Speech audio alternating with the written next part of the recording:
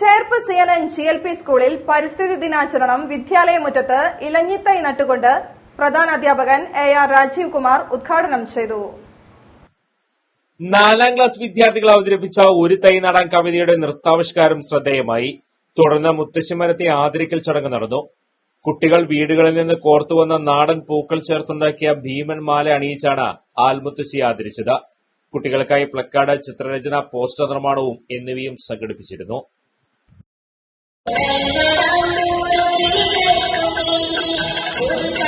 ും